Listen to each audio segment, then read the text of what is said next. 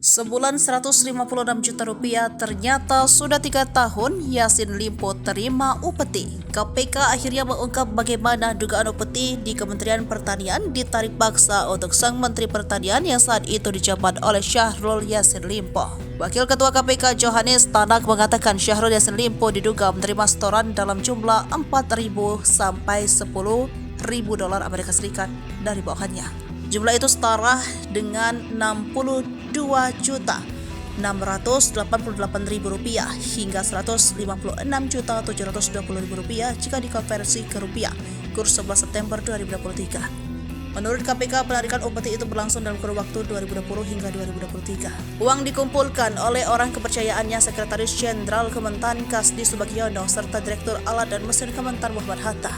Keduanya disebut mendapat titah dari Syahrul untuk mengumpulkan uang di lingkup eselon 1 dan 2, seperti Direktur Jenderal Kepala Badan hingga Sekretaris di unit masing-masing.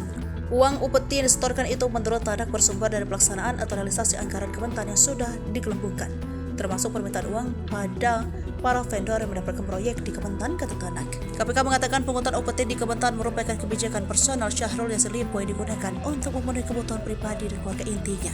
Bank itu kemudian digunakan Syahrul membeli barang mewah termasuk membayar cicilan kartu kredit dan mobil bermerek.